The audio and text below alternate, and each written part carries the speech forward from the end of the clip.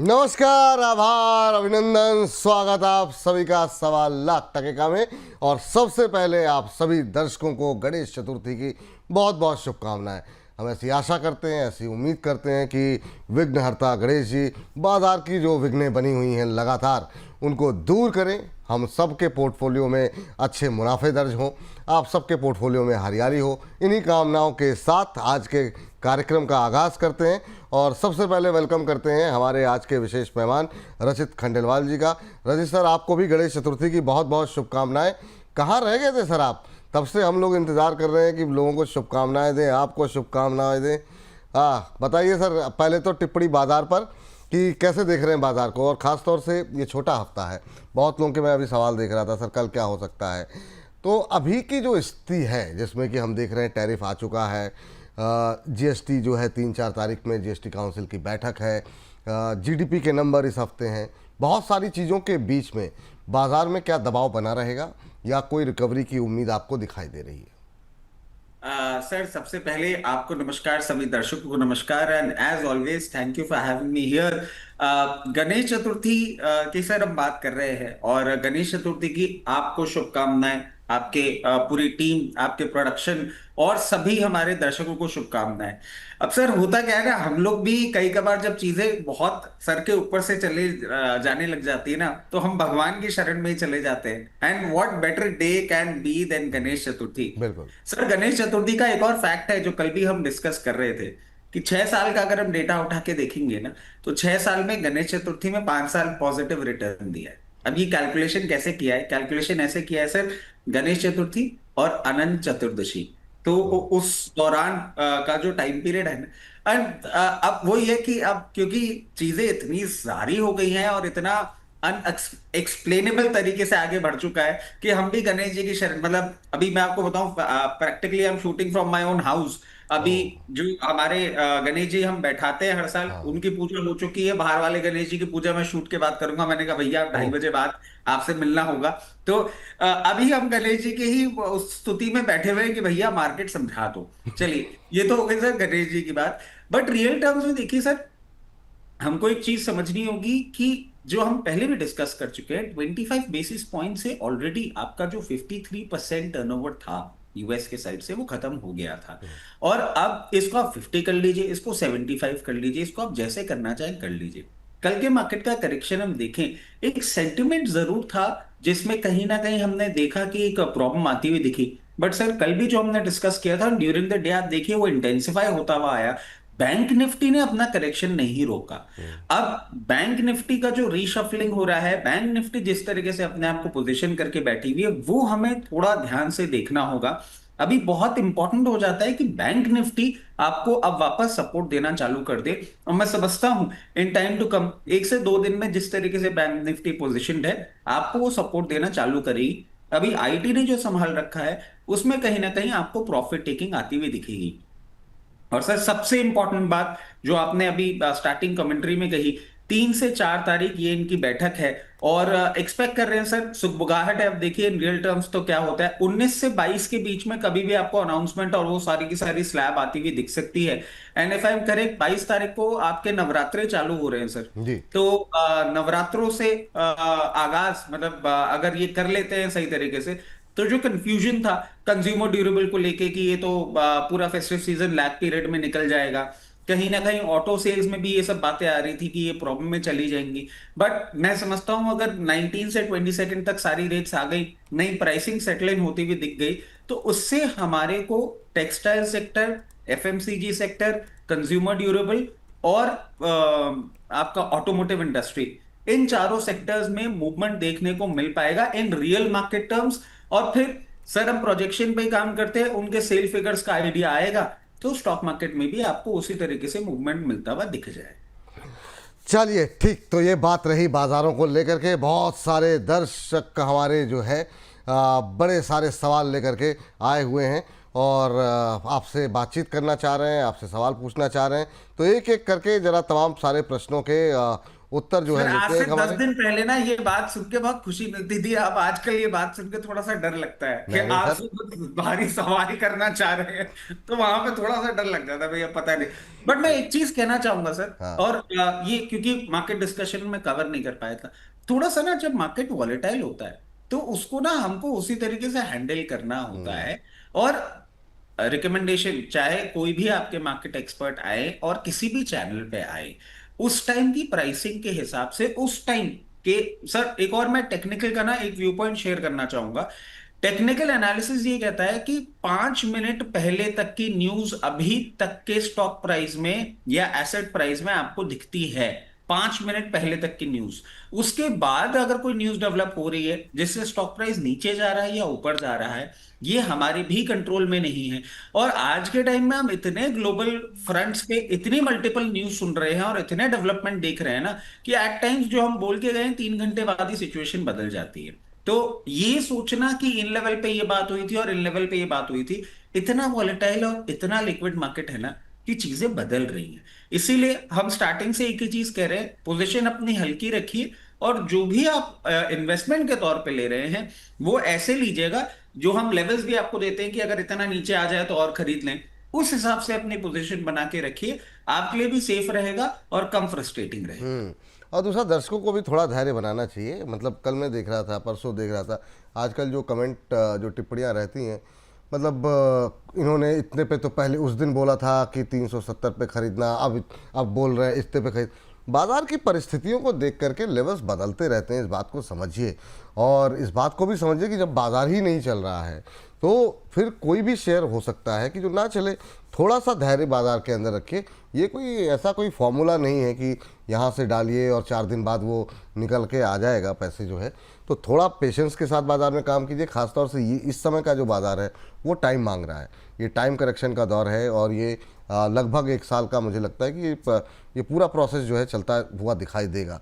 वहाँ शुरू से ही हम देख रहे हैं एक लेवल, एक रेंज जो है बनी हुई है, वो अभी बनी रहेगी ऐसा लग रहा है, अनटिल अनलेस कोई बड़ा कुछ ऐसा कुछ सरप्राइज पॉजिटिव आए, जिसकी संभावनाएं अभी फिलहाल तुरंत कम दिखाई दे रही हैं।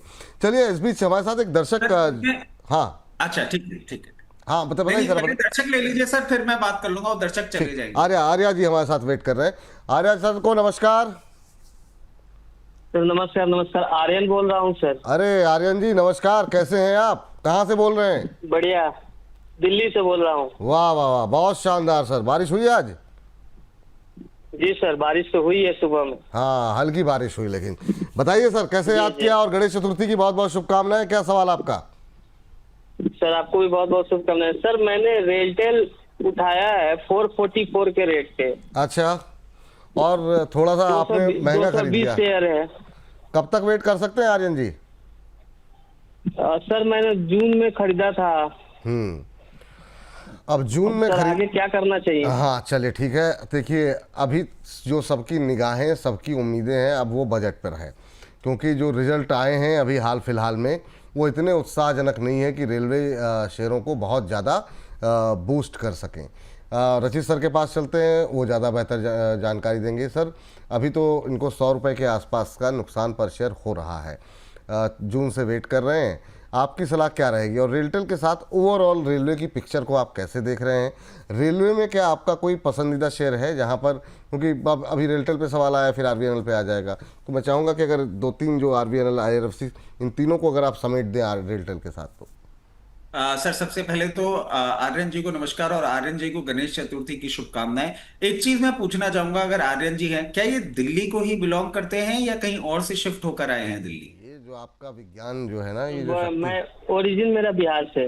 वाह, ये जो है ना, ये जो रचित जी आपने कला सीखी है यहाँ आने के बाद, पहले नहीं थी ये आपने बिल्कुल नहीं थी। पिछले 3-4 महीनों में सीखा है। वाह, बहुत शानदार सर, वाह।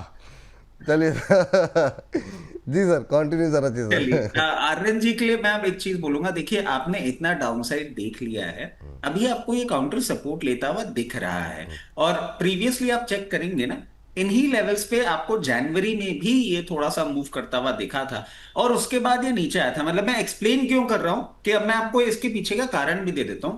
अभी सेलिंग प्रेशर इसमें और आपको हावी होता हुआ दिख सकता है, और वो सेलिंग प्रेशर आपको 298 लेवल्स तक या 278 लेवल्स तक जाता हुआ दिख सकता है। अब आपको करना क्या है, देखिए आपको 100 रुपए का नुकसान हो रहा है, यहां पे कोई भी छेड़खानी करने का मतलब नहीं है, क्योंकि ऑलरेडी आप 100 रुपए गवा चुके हैं। अब मैं आपको 40-45 रुपए के लिए निकलने के लिए नहीं बोलूंगा, यहां पे मैं आपको बोलूंगा नीचे आता है 298 से 278 लेवल्स, जहां पे आपको कंफर्ट फील हो वहां पे आप इसमें अपनी एक बार पोजीशन करेंगे एवरेज। वो एवरेज करने के बाद आपको वेट करना होगा, वापस ये जब इन लेवल्स पे आएगा 348 350 लेवल्स, जो एवरेज आपने किया होगा वो डिप्लॉय करेंगे, इससे बाइंग प्राइस आपकी नीचे आ जाएगी। और उसके बाद आपको एक ब्रेकआउट का वेट करना होगा, जो कि हो सकता है आपको 2 से 3 क्वार्टर में देखने को मिले। जब ये 378 के ऊपर मूव करता हुआ दिखेगा, तब वापस आपको 460 तक के लेवल्स दिखा सकता है। थोड़ा सा पेशेंस रखें, यहां कुछ नहीं करेंगे, लोअर लेवल पे बाइंग करेंगे और उसके बाद वेट करेंगे जब ब्रेकआउट करेगा, तब ये हम वापस खरीदेंगे। अब सब इसके साथ साथ एक और चीज मैं आपको जो हम रेलवे सेक्टर की बात कर रहे थे, देखिए रेलवे में अभी कोई अनाउंसमेंट आ रहा नहीं है, और जो हम अब समझने लग गए हैं, जो हम भाप रहे हैं अभी, कि पॉसिबल है कि गवर्नमेंट आपको बजट के आसपास ही रेलवे में अनाउंसमेंट करती हुई दिखे। अभी सर थोड़ा बहुत एक्सपेक्टेशंस थी कि डिफेंस से स्विच होके अब फाइनली रेलवे की तरफ आएगी, बट जिस तरीके से जब हमने लास्ट फ्राइडे ही एक ब्रेकिंग न्यूज कवर करी थी आपके शो में, जिसमें हमने कहा था कि शिपिंग पे गवर्नमेंट का इंटरेस्ट जा रहा है और शिपिंग पे इंफ्रा का स्टेटस शिपिंग को देने वाली है, उस चक्कर में मैं समझ रहा हूं रेलवे अभी आपका थोड़ा सा और पोस्टपोन होता हुआ दिखेगा। शिपिंग जीएसटी ये मेजर फोकस अभी ले जाएगा रेलवे में। मैं समझता हूं दिसंबर के आसपास आपको अनाउंसमेंट्स आते हुए दिखेंगे, जब मूवमेंट आता हुआ दिखेगा। और स्टॉक्स तो सर ये एक हमारा जेडब्ल्यूएल, इसको तो कैसे ही भूल सकते हैं। जेडब्ल्यूएल अच्छा लग रहा है, ऑर्डर बुक्स भी अब आप देखें, इनके जो एक्सपोर्ट ऑर्डर्स जो हम पहले भी बता चुके हैं वो भी आपको ठीक होते हुए दिख रहे हैं। इसके साथ साथ टीटागढ़ रेल, जेडब्ल्यूएल के लिए मैं आपको बोलूंगा अभी 329 चल रहा है, 312 316 के आसपास जहां आपको मिले आप पोजीशन बना सकते हैं, और फिर वेट करिएगा आपको 386 435 तक का मूवमेंट नियर टर्म, और इस रेलवे के लिए अब नियर टर्म आप मान के चलिए 2 से 3 क्वार्टर देखने को मिल सकता है। उसके साथ साथ टीटागढ़ रेल की अगर हम बात करें, 869 पे चल रहा है अभी। जब भी आपको लोअर लेवल्स पे मिलता है 813 815 के आसपास, वहां पे आप इसमें खरीदारी इनिशिएट कर सकते हैं। पहला लेवल आपके लिए जो होगा वो 930 रुपए का होगा, और उसको सस्टेन करेगा तो वापस इसकी पुरानी ग्लोरी आपको आती हुई दिखेगी, 1180 से 1200 तक का भी मूवमेंट करता हुआ दिखा सकता जी।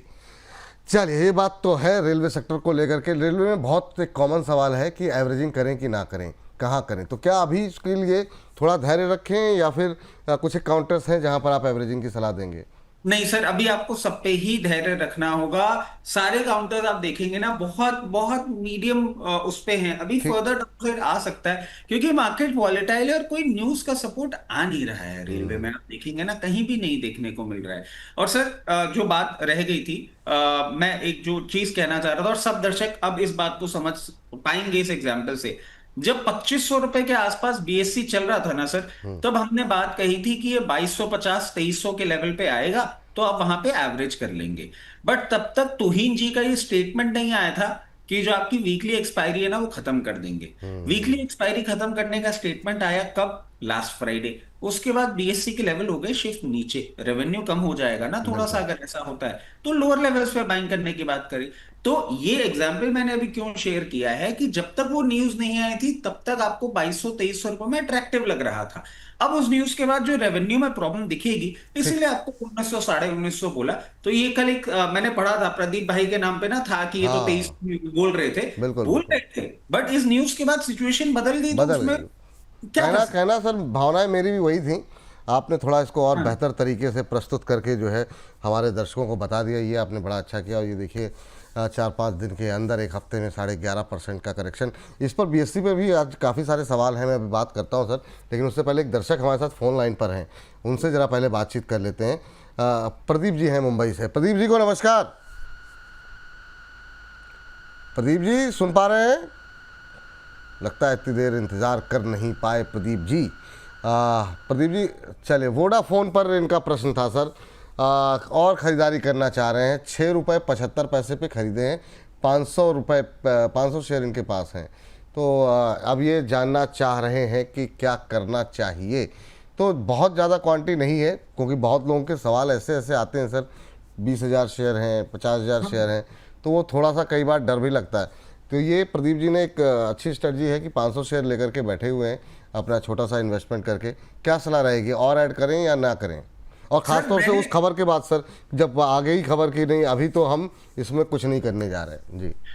सर मैंने इनफैक्ट ना एक कमेंट पढ़ा था कि मोतीलाल ओसवाल की न्यूज आई थी, उस टाइम पे मैंने 6 रुपया कुछ पैसे में 50,000 शेयर बेच दी। मैंने कहा, भाई साहब इतना महंगा डिनर कौन खाता है भाई, 50,000 शेयर लेके रखे हुए। इतनी तो हमारी, मतलब मैं कोई बड़ा आदमी नहीं हूँ, बट मैं मार्केट का आदमी हूँ सर। इतने तो मैं इसमें एक्सपोजर नहीं ले रहा जितना एक्सपोजर लोग ले रहे हैं। पता नहीं किस तरह के कैलकुलेशन है।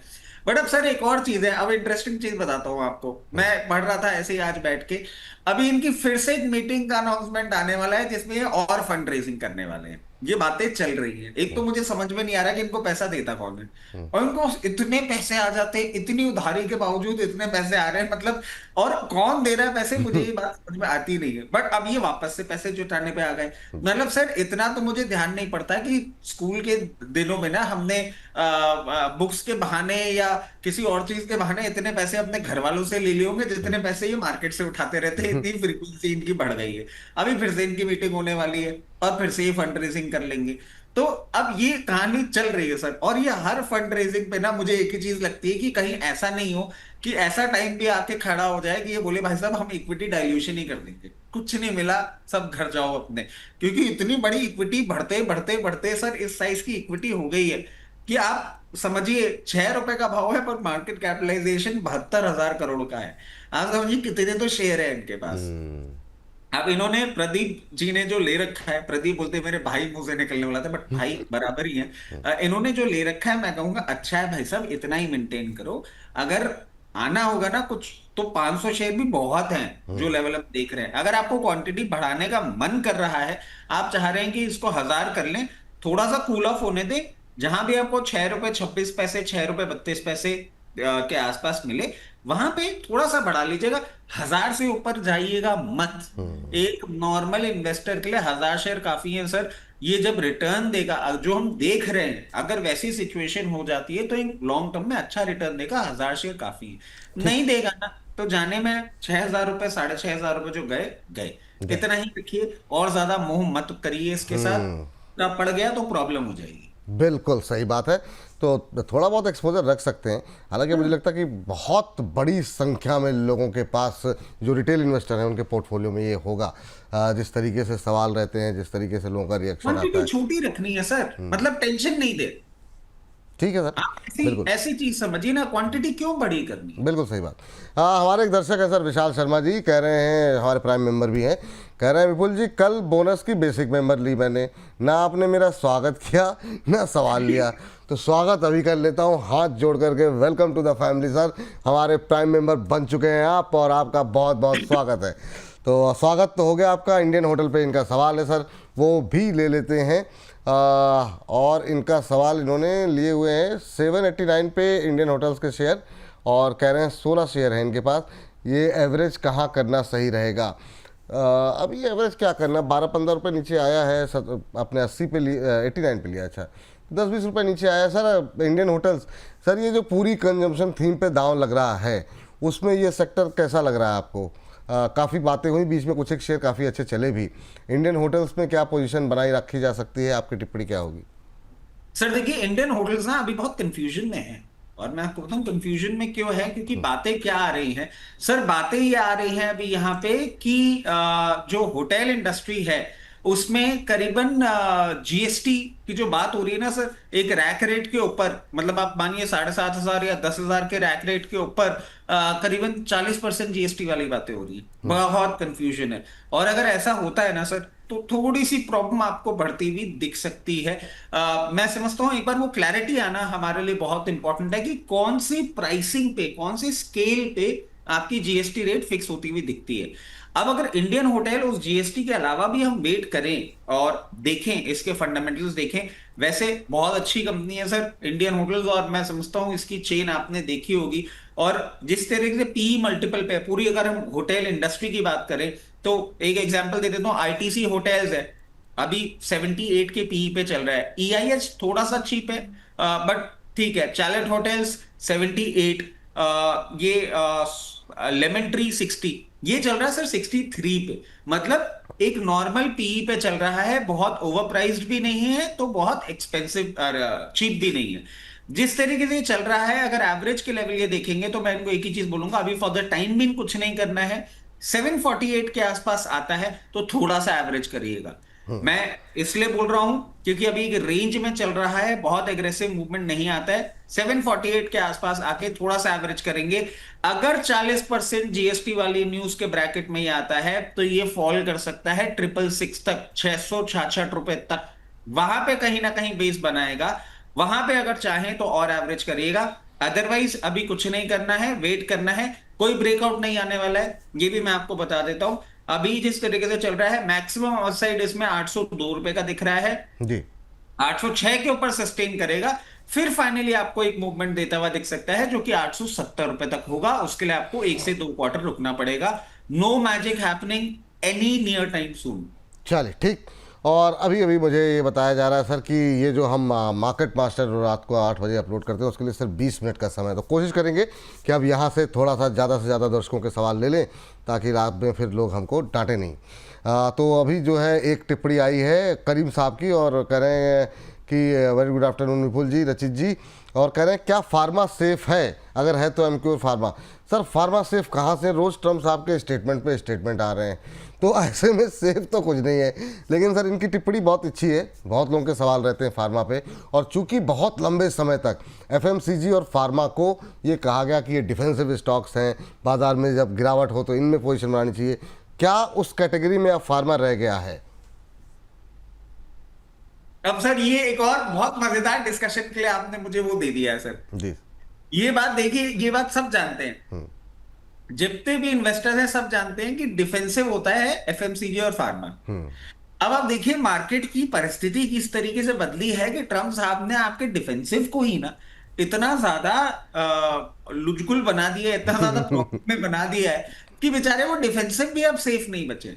क्योंकि हम क्या बोलते थे सर कि दवा का एक ऐसा बिजनेस है जिसके लिए आपको हमेशा तैयार रहना होगा और वो परफॉर्म करेंगे ही करेंगे। But look at the situation, सारे फंडामेंटल्स, मतलब आप देखिए 50 साल से जो पढ़ते आ रहे थे लोग, हिल गया ना सब कुछ, खत्म हो गई बात।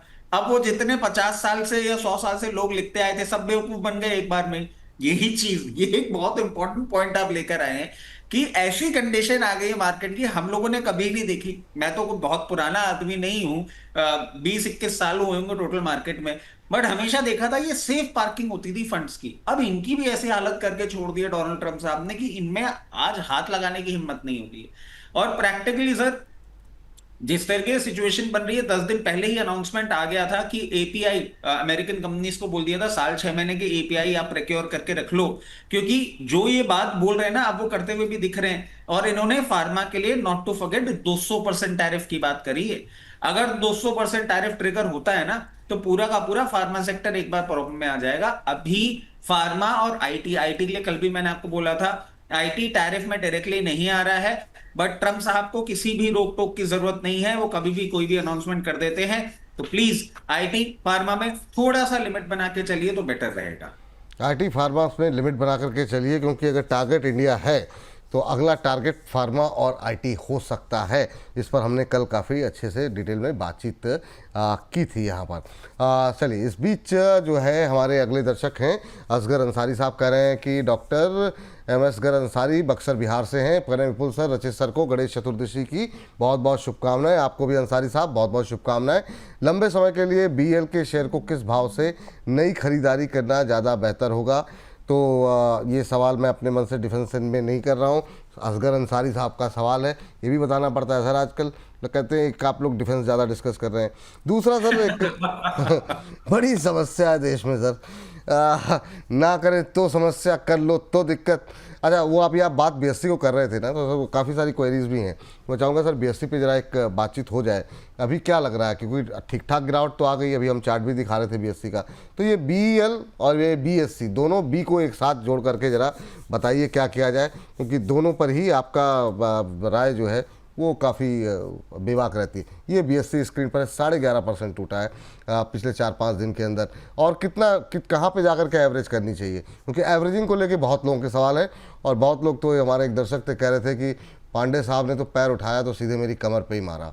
तो वो मतलब इतना अच्छा सेंस ऑफ ह्यूमर है ना हमारे दर्शकों का, तो वो पांडे साहब ने कमर पैर उठाया तो सीधे मेरी कमर पे ही मारा है, तो तोड़ दी कमर मेरी। तो ये सर क्या करें सर बीएससी में जिनकी कमर टूटी है, एवरेज कहाँ करें? और दूसरा सर जो इनके प्रश्न है वो तो मतलब जो लोग नई खरीदारी करना चाह रहे हैं, बाकी बीएल है ही है जो कि अंसारी साहब जानना चाह रहे हैं। सर देखिए, बीएससी के ना कुछ कुछ फंडामेंटल्स कवर कर लेते हैं, लोगों को थोड़ी सी क्लैरिटी आ जाएगी। बीएससी डेट फ्री है, ठीक है, अच्छे क्वार्टरली रिजल्ट दे रही है। अगर आप प्रॉफिट ग्रोथ की बात करेंगे ना बीएससी की, तो 65.4% सीएजीआर है पिछले 5 साल का, और डिविडेंड पे आउट भी अच्छा है, नियर अबाउट 42% का डिविडेंड पे आउट है। अब बीएससी को कंपेयर करने के लिए पैरामीटर जो हमारे पास है ना, वो 3 एक्सचेंजेस हैं। इंडियन एनर्जी एक्सचेंज जो कि सिर्फ एनर्जी में ट्रेड करता है, मल्टी कमोडिटी और बीएससी। मल्टी कमोडिटी एक्सचेंज 7692 रुपए के भाव पे जो मल्टीपल है ना, वो 60 का है। बीएससी ऑलरेडी 56 पे पहुंच चुका है। अच्छा, अब लोग ये भी बात बोलते हैं कि साहब जब एनएससी का आईपीओ आ जाएगा उसका वैल्यूएशन और बीएससी की वैल्यूएशन में आपको फर्क दिखेगा, और एनएससी ज्यादा बड़ा है in comparison with BSc in terms of turnover. मैं इस बात को बिल्कुल भी डिनाई नहीं करता, मगर आप एक चीज कभी मत भूलिएगा, जितना बड़ा लिस्टिंग कॉर्पस बीएससी के पास है उतना बड़ा एनएससी के पास नहीं है। ट्रेडिंग वॉल्यूम जरूर है, मगर बीएससी को आप बिल्कुल ऐसा रूल आउट नहीं कर सकते हैं। बीएससी की अपनी इंपॉर्टेंस है देश में। अब हम लेवल्स की अगर बात करते हैं, अभी 2215 रुपए चल रहा है, और फिर मैं वो बात करते करते ना वो प्रदीप भाई का कमेंट याद आ रहा है कि ये वही लोग हैं जो 2300 में वो बोलते थे अच्छा है। 200 डीएमए, जिन्होंने भी प्रदीप भाई का वो सेशन देखा था वो भी इस बात से कनेक्ट कर पाएंगे। 200 डीएमए आता है इसका 2082 रुपए, 2082। ये इसका 200 डीएमए है। इस 200 डीएमए के ऊपर जब तक ये मेंटेन कर रहा है, ये रिवर्सल भी दे सकता है और अपसाइड भी दे सकता है। तो जो लेवल निकल के आता है 2082, इसके बाद आप अगर लेवल देखेंगे, अगर 2082 तोड़ देता है, जो पॉसिबल है कि looking at the market volatility, तो आपके पास एवरेजिंग का लेवल आता है 1900 रुपए पे। अब आप ये चीज समझें, जब तक टेक्निकल ग्राउंड्स पे ये 2082-81 के ऊपर मेंटेन करता है, ये एक रिवर्सल दे सकता है, और अगर उसको तोड़ता है तो 1900 का लेवल आएगा। कंप्लीटली डिपेंड करता है किस तरीके से न्यूज आती है, न्यूज चलती है। आप लोगों को उस पर फोकस करना होगा। ये 2 लेवल होंगे एवरेज करने के लिए, अकॉर्डिंगली कॉल लीजिएगा, क्योंकि अभी हम 1.5 घंटे के शो के बाद चले जाएं और उसके बाद कोई न्यूज आ जाती है तो चीजें थोड़ी सी बदल जाती है।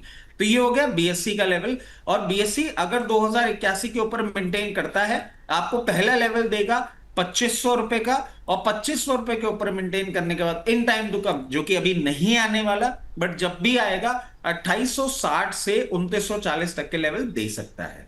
इन 2 लेवल्स के लिए बीएससी में अपनी पोजीशन बनाइएगा। ओवरऑल अगर लॉन्ग टर्म में पूछेंगे तो हम बहुत बुलिश हैं, बट मार्केट एनवायरनमेंट ऐसा हो गया है कि अभी वो कमेंट्री थोड़ी सी चेंज हो रही है।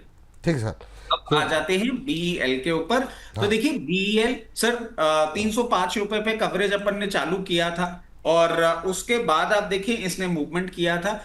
अब ही जो लेवल आ गया है ना, ये लेवल अच्छा लग रहा है। इन लेवल्स पे आप फ्रेश बाइंग के लिए तो मैं समझता हूं आपके पास एक अच्छा लेवल आके खड़ा हो गया है। 362 रुपए, 362 लेवल्स पे आप जरूर इसमें फ्रेश बाइंग कर सकते हैं। मगर अब मैं वापस बोलता हूं, मार्केट वॉलेटाइल है। कोई भी अनाउंसमेंट अगर आता है जो इसके अगेंस्ट काम करता है या पूरे सेक्टर के अगेंस्ट काम कर जाता है, जीएसटी की मीटिंग में या कहीं और, तो 363 पे आप पूरा नहीं लेंगे। इसका चार्ट अगर आप देखेंगे, इसको एक गैप फिलिंग करनी पड़ सकती है, क्योंकि अनाउंसमेंट्स के बाद जिस तरीके से सब दर्शक जानते होंगे, बीएल ने एक वन साइड मूवमेंट किया था जहां पे सारे एनालिस्ट भी कंफ्यूज हो गए थे और सब कंफ्यूज हो गए थे, वो लेवल निकल के आता है 316। 316 तक ये गैप फिलिंग का मूवमेंट कर सकता है लुकिंग एट द चार्ट्स। तो 363 362 रुपए में थोड़ा सा खरीदिएगा। नीचे का लेवल अगर आपको आता हुआ दिखता है तो 316 रुपए तक आ सकता है, उसके हिसाब से अपनी पोजीशन मैनेज करके चलिएगा। और अब आपको एक और लेवल दे देता हूं सर। जिस तरीके से मूवमेंट कर रहा है 390 रुपए के ऊपर इसने जब क्लोजिंग कर दी, इसका 316 वाला जो गैप फिलिंग है वो कंसेप्ट खत्म हो जाएगा। ये बेस फॉर्मेशन करके मूवमेंट करेगा तो यहां पे कर लें, और 390 रुपए के ऊपर क्लोजिंग करेगा तो फिर वहां पे आप रिमेनिंग क्वांटिटी अपनी पूरी भर लीजिएगा, क्योंकि उसके बाद जो ही मूवमेंट करेगा वो लेवल निकल के आता है 466 रुपए। 466 का पहला लेवल होगा, फिर जाएगा 520। ये मैंने आपको पूरा एक फ्रेमवर्क दे दिया बीएल का, in months to come, in quarters to come, किस तरीके से मूव कर सकते। चलिए, इस बीच जो है राय निकल करके आ गई इन दोनों महत्वपूर्ण शेयरों पे। अब जरा पीयूष जी से बातचीत कर लेते हैं, हमारे साथ फोन लाइन पे हैं। पीयूष जी को नमस्कार। नमस्कार। नमस्कार पीयूष जी, बड़ा लंबा समय लिया आपने बोलने में, कैसे हैं? हाँ हेलो। हाँ हाँ, आवाज़ नहीं आ रही क्या? हेलो। हाँ आ रही है। और कैसे हैं आप? पावर 200 शेयर खरीदे हुए मैंने हाँ, 43 रुपए के भाव में, तो लॉन्ग टर्म के लिए क्या कर सकते हैं? लॉन्ग टर्म के लिए क्या कर सकते हैं? लॉन्ग टर्म मतलब कितना लॉन्ग टर्म? 6 महीने, साल भर, 2 साल, क्या सोचा है आपने? 1 साल के लिए या 1.5 साल के लिए? 1-1.5 साल तक। चलिए, बहुत अच्छी बात है। 200 शेयर खरीदे हैं 47 पर, 45 का भाव यहाँ पर देखने को मिल रहा है। बड़ा ही ज़्यादा विवाद चल रहा है, और जब थोड़ी सी राहत आनी शुरू होती है फिर कोई नया घटनाक्रम यहाँ पर आ जाता है। सर, अब क्या किया जाए? रिलायंस पावर पे अभी लगा बीच में एक बाउंस बैक आया और फिर लोगों को लगा कि अब मतलब उसका फिर से धाम, फिर से अब बहुत सारे बैंकों की तरफ से नई नई चीज़ें निकल करके आ गई। ये शेयर भी ऐसा है जो 1.5 साल 2 साल रखा जाए, या फिर जहाँ 2-4% मिल रहे हैं 5% ले करके मुनाफा बुक करके निकला जाए? आपका अब क्या कोई राय बदली है आर पावर पे? सर एक चीज है, 2-4-5% लिए तो आर पावर को हाथ ही मत लगाइए, और सेफ शेयर है उनमें दिमाग लगा लेंगे, इसमें क्यों दिमाग लगाएंगे। अब सर सारी सिचुएशन अगर हम समझे ना, इस पे भी आज मेरे को लगता है थोड़ा सा फैल के हमें बात कर लेनी चाहिए। आर पावर पहले आया था, बहुत प्रॉब्लम में आ गया था। आर पावर में आपने देखा सारी सिचुएशन खराब हो गई थी सर। उसके बाद क्या होता है, इनके पास प्रोजेक्ट्स आने लग जाते हैं, और प्रोजेक्ट्स के अप्रूवल भी मिलते हैं। इंडिया से बाहर भी ये प्रोजेक्ट्स अपने करना चालू कर देते हैं। रिलायंस पावर और रिलायंस डिफेंस, एडीएजी ग्रुप की ये 2 कंपनी हैं जो परफॉर्म कर रही हैं, जो एक्चुअल बेसिस पे काम कर रही हैं, और उन पे कवरेजेस चालू हो गए। अब सर हो क्या रहा है, प्रॉब्लम सेंटिमेंट कहां खराब कर रही है कि बात आती है अनिल अंबानी पे केस पे, और रिलायंस पावर और रिलायंस डिफेंस पिटना चालू हो जाते हैं। एक सेंटिमेंटल कनेक्ट है जो कि चल रहा है, बट इन रियल टर्म्स उसका कनेक्शन ही नहीं बचा है sir. He is not there on board. तो ये अनिल अंबानी के लिए आपकी जो पर्सनल लड़ाई चल रही है, वो लड़ाई चल रही है, और उसके कारण से ही पिट रहा है। अब आगे जब इन्वेस्टिगेशन होती है, रेड होती है, कौन सा इसका ट्रांजैक्शन या कौन सा लोन फंस जाता है, उस डर में हम लोग भी बैठे हैं।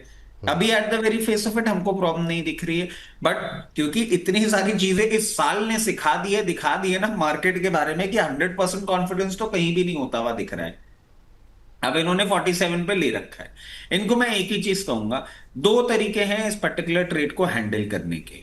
जिस तरीके से ये चल रहा है, वापस जो इसने 42, 60, 43 लेवल्स पे एक अपना सपोर्ट लिया था, बाउंस बैक किया था, वो लेवल तक अगर ये रुकता है तो आप अपनी पोजीशन बना के रखें।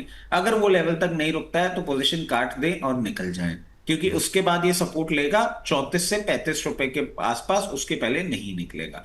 Fundamentally I don't see anything wrong as of now. आज 27 अगस्त 1:37 तक मुझे कोई खराबी के बारे में ज्ञान नहीं है। अगर कल कुछ हो गया तो प्रॉब्लम अलग हो जाएगी। तो ये तो आपको लेवल दे दिया। अब आप इसमें एक चीज समझें, आप जो टाइम होराइजन की बात कर रहे हैं ना, वो टाइम होराइजन में ये अच्छा रिटर्न दे सकता है, इस बात को मैं बिल्कुल भी डिनाई नहीं करूंगा। और आप इसको ऐसे समझ लीजिए कि जो आपने रिसेंट हाइज देखे थे ना, उस हाई से भी ऊपर का लेवल देगा। आपने 200 शेयर ले रखे हैं, कंफर्टेबल है, होल्ड करके रखिए। आराम से जब सारी की सारी न्यूज के बादल इसमें से छट जाएंगे ना, उसके बाद आपको ये वापस मूवमेंट करता हुआ दिखेगा, जिसपे पहला लेवल जो इसका हाई था 72 वो तो खुलेगा ही खुलेगा। उसके बाद ये 94 लेवल्स तक का भी मूवमेंट करता हुआ दिखा सकता है 1 से 1.5 साल के टाइम होराइजन में। But just let the news get settled, Anil Ambani matter resolve होते ही आप इसमें मूवमेंट देख पाएंगे। चलिए ठीक है, होप फॉर द बेस्ट, और क्या ही कर सकते हैं। लेकिन सर ये जो हमने जो टाइटल में जितने शेयर मतलब बना बड़ा के लिखे हुए हैं ना, वो सारे कवर करने हैं मुझे, और अब मेरे पास है 10 मिनट तो वो पीछे से मुझे सूचना मिलती रहती है।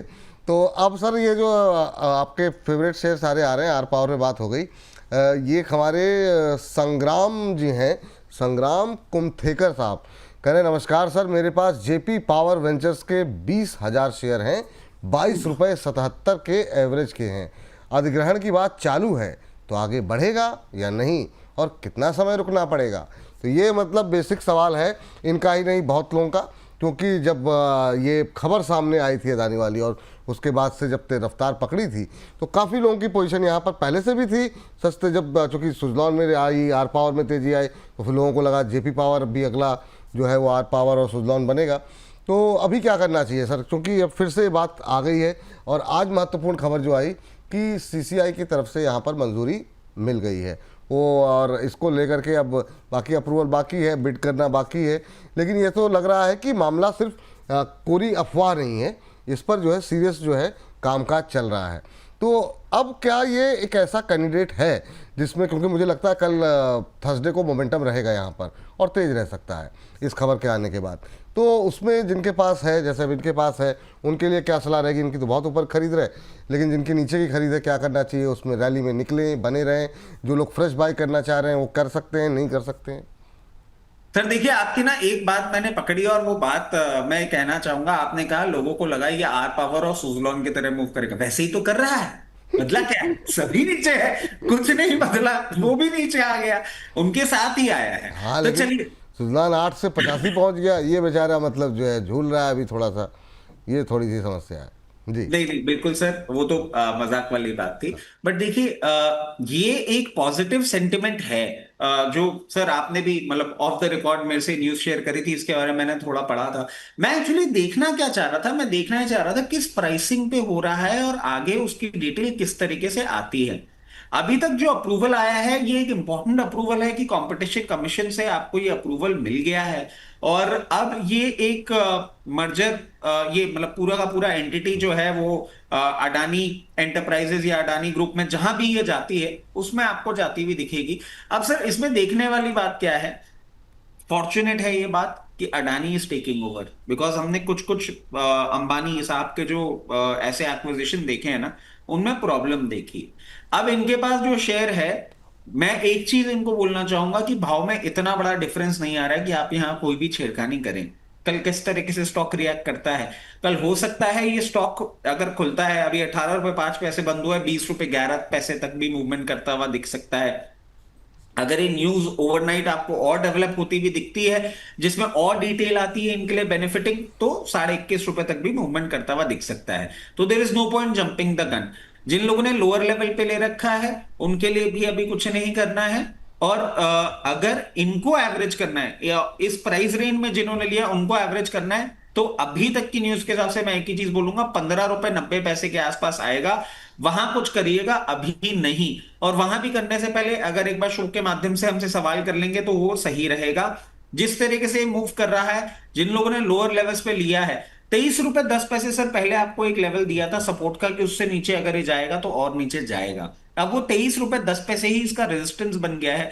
23 रुपए 10 पैसे तक का ये मूवमेंट आपको इस करंट मोमेंटम में करता हुआ दिख सकता है। अगर आप इसमें ज्यादा नहीं रहना चाहते हैं, 23.5 23 रुपए या 23 रुपए 8 पैसे के आसपास निकल जाइएगा। ठीक। अगर आपको इस न्यूज पे डेवलपमेंट और डिटेल में अच्छा लगता है, हो सकता है ये 28 रुपए तक का भी मूवमेंट आपको करता हुआ दिखा दे in days to come, not in quarters to come but in days to come. Accordingly अपनी सिचुएशन प्ले करिएगा।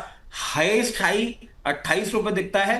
और लोएस्ट लो जो आपको हमने बता दिया ₹15.90, ₹15, मैक्सिमम 50 पैसे तक का लोएस्ट लो दिखता है।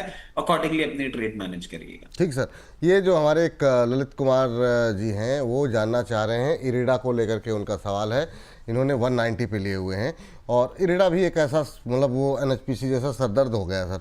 ये मतलब अब ये भी एक मतलब एक रेंज में फंस गए, बहुत सारे शेयर फंसे हुए हैं, तो एक ये भी उनमें शामिल हो गया है। इस बीच हमारे मोहित जी हैं, कह रहे हैं 35,000 रुपये मैंने निपॉल स्मॉल कैप में, क्वांट स्मॉल कैप में 6 लाख रुपए अब तक डाल चुके हैं। सर ये जो एसआईपी वाले जितने आप लोगों के सवाल हैं ना, अभी से थोड़ी देर बाद 1.25 घंटे बाद 4 बजे लाइव जुड़ेंगे, हम ही रहेंगे आपके साथ। तो आप अपने प्रश्न भेज दीजिएगा, हमारे साथ विशेष मेहमान भी जुड़ेंगे, आपके प्रश्नों के उत्तर यहाँ मिल जाएगा। क्योंकि ये टैरिफ लागू होने के बाद क्या स्ट्रेटजी होनी चाहिए, क्या वहाँ पर अपने पोर्टफोलियो में कोई बदलाव करना चाहिए या नहीं करना चाहिए, इन तमाम चीज़ों पे अंकुश पहुजा जी हमारे साथ मौजूद होंगे शाम को 4 बजे आपके प्रश्नों के उत्तर देने के लिए। तो अपना पोर्टफोलियो रेडी रखिए, भेजिए हमें शाम को 4 बजे, और जो या फिर हमारे व्हाट्सएप नंबर पे भेज दीजिए। शाम को 4 बजे डिटेल में बातचीत करते हैं गणेश चतुर्थी के दिन कि क्या पोर्टफोलियो में अब बदलाव का वक्त आ गया है, इस पर डिटेल में होगी बातचीत। लेकिन बात हम कर रहे थे इरिडा को लेकर के। इरिडा जी हमारे साथ कोई दर्शक आफ्ताब आलम का भी, अच्छा चलिए आफ्ताब आलम भी है, लेकिन पहले इरिडा पे मेरा सवाल किया था, तो आफ्ताब जी से बातचीत करते हैं। लेकिन सर इरिडा पे तब तक कमेंट कीजिए, मैं तब तक आफ्ताब आलम साहब थोड़ी देर वेट कर लीजिए सर, इरिडा पे बातचीत सुन लीजिए। जी सर। सर चलिए इसको जल्दी अपन क्लोज करते हैं। इरेडा को सर हायर लेवल पे हमने कहा था कि एवरेज करने का एक नीचे आपको मौका मिलेगा, उसी लेवल पे भी ये मेंटेन कर रहा है। ₹32 का आईपीओ आया था सर 2023 में। जिस तरीके से स्ट्रेच इसने किया था ना, मूवमेंट ये होना लाजमी था। अब इन्होंने ₹190 पे ले रखा है। इनको एक ही चीज मैं सजेस्ट करूंगा, इन लेवल्स पे बहुत कंफर्टेबली एक बार एवरेज कर सकते हैं। एवरेज करिएगा, उसके बाद इसको डिप्लॉय, जो यहां पे एवरेज करेंगे 142 144 लेवल्स पे, उसको 166 पे एक बार बेच दीजिएगा। अभी इसमें कोई भी मैजिक नहीं होगा, कोई टर्न अराउंड नहीं होगा। इसको सस्टेन करना होगा 184 के ऊपर। उसके बाद इसका पुराना जो ग्लोरियस मूवमेंट है वो आपको आता हुआ दिखेगा, जो ₹234 तक का, ₹256 तक का भी दिखा सकता है। 184 बहुत बहुत ज्यादा स्ट्रॉन्ग रेजिस्टेंस है, अभी नहीं होगा क्लियर। कम से कम 2 से 3 क्वार्टर ये इसी रेंज में मूव करेगा। लो लेवल पे बाइंग करके हाई लेवल पे सेल करिएगा, अपनी बाइंग प्राइस नीचे लेकर आइए, फिर 180 के ऊपर ब्रेकआउट करेगा, वहां पे एग्जिट करिए। चलिए ठीक है, ये सवाल ये बात यहाँ पर इरिडा पे निकल के आ रही है। आफ्ताब साहब से बात करते हैं। नमस्कार आफ्ताब साहब, अस्सलाम वालेकुम। हाँ, वालेकुम सलाम सर। कैसे हैं आफ्ताब साहब? ठीक है सर। कहाँ से बोल रहे हैं? हाँ सर बोलिए ना। हम तो बोल ही रहे हैं, कहाँ से आप बोल रहे हैं? हाँ हाँ, हम ही से पूछ रहे थे सर हाँ हाँ, कहाँ कि से? मेरा कोचिंग शिप। हेलो। हाँ पूछिए पूछिए सर जी, कोचिन शिपयार्ड। तो हम ये भागलपुर बिहार से बोल रहे हैं। भागलपुर से बोल रहे हैं, वही तो जानना चाह रहे थे सर। जी सर। अच्छा। हाँ, भागलपुर बिहार से बोल रहे थे। तो हम ये जानना चाह रहे थे सर कि हमने कोचिंग शिपयार्ड 20 शेयर ले रखा है 2180 के भाव पे। अच्छा, और तो कब तक होल्ड कर सकते हैं? होल्ड तो कर सकते हैं हम इसको 10 साल तक ही, तो ठीक है लंबा सर। हो रही जाए मेरा। अभी अभी क्या पूछना चाह रहे हैं आप एवरेजिंग के लिए? हम ये पूछना चाह रहे थे कि अभी तो भाव बहुत नीचे आ गया, क्या एवरेजिंग करें कि रुक जाए? क्योंकि हमको तो अपने हिसाब से जो मेरा नॉलेज है लग रहा है कि अभी तो रुकना, मतलब उसका जो लेवल नीचे है तो रुकना चाहिए। ठीक सर, अब आपने अपने हिसाब से ज्ञान तो मतलब अर्जित कर लिया है और उस पर आपने एक एनालिसिस किया। अब जरा रचित जी का भी ज्ञान सुन लेते हैं इस पर। रचित सर, कोचिन शिपयार्ड ये तमाम वो कंपनियां हैं जिसके लिए अब लोग हमें दोषी ठहरा रहे हैं और काफ़ी सारी टिप्पणियां आती रहती हैं। तो ठीक है, करेक्शन जारी है, इसमें कोई दो राय नहीं है। 1600 का भाव अब आ गया कोचिन में, 2100 के ऊपर की इनकी खरीद है, ठीक ठाक नुकसान में। एवरेज कहाँ करनी चाहिए, ये एक बहुत कॉमन सवाल है कि अभी डिफेंस में, रेलवे में क्या एवरेज कब करें, कहाँ करें, करें कि ना करें, क्या टिप्पणी रहेगी सर इनके लिए आप? सर देखिए, पहली बात तो इनका एनालिसिस जो है ना, मुझे लगता है कि ये प्रदीप भाई की स्टडी को बहुत क्लोजली फॉलो कर रहे हैं। और ये मैं क्यों कह रहा हूं, क्योंकि इनके एनालिसिस के पीछे जो मैं तथ्य समझ रहा हूं वो ये है कि जो 2 से डीएमए है ₹1701 का, उसके नीचे ये पर्टिकुलर काउंटर आपको मेंटेन कर रहा है। ₹1701 के नीचे जिस तरीके से ये मेंटेन कर रहा है, अभी आपको फर्दर डाउनसाइड भी दिखा सकता है, और ये इनका आकलन बिल्कुल सही है। ये जो फर्दर डाउनसाइड है ना, ये कहीं ना कहीं सर आपको मूव करता हुआ दिखाएगा 1470 ₹1470 के आसपास। वहां एक सपोर्ट ये ले सकता है। तो 1470 रुपए के आसपास ये जहां सपोर्ट लेता है, वहां पे आप अगर इसको एवरेज करेंगे तो ठीक रहेगा। बट इनको मैं एक चीज बोल देता हूं, दो फैक्टर बहुत इंपॉर्टेंट है। अभी तक कोई ऐसा अनाउंसमेंट नहीं आ रहा है जिससे डिफेंस में मूवमेंट देखें।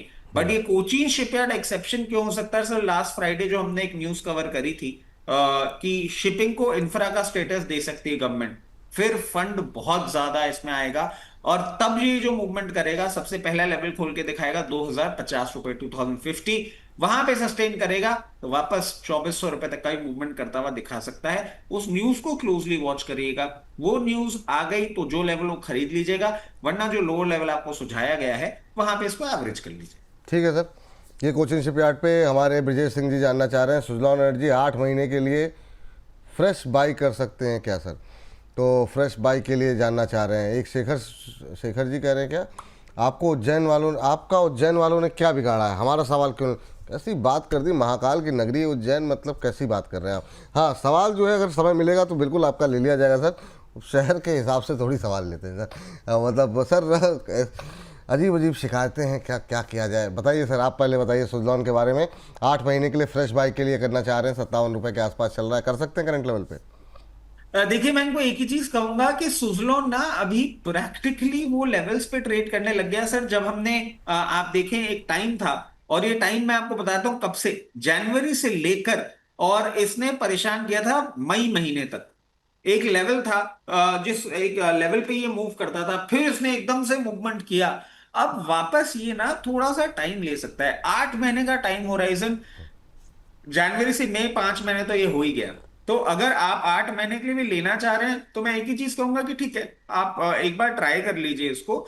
और ये कहना बड़ा मुश्किल है कि इस बार ये रेंज में 5 महीने में निकलता है या 6 महीने में निकलता है, क्योंकि अब वापस जो ये मूवमेंट कर रहा है ना, एक चीज क्लियर हो गई है कि सर वो 40 से 50 रुपए वाली रेंज में मूव कर रहा था, अब ये थोड़ा हायर लेवल पे मूव कर रहा है। जिस तरीके से ये चल रहा है, मैं समझता हूं कहीं भी अगर आपको 56 रुपए के आसपास मिलता है वहां पे, या एक्सट्रीम लेवल आप ले लीजिए इसका 54 तक का, वहां तक आपको मिलता है, एक बार लेके देख लीजिए। हो सकता है ये 8 महीने में आपको वो मूवमेंट दिखा दे जो इसने पहले दिखाया था।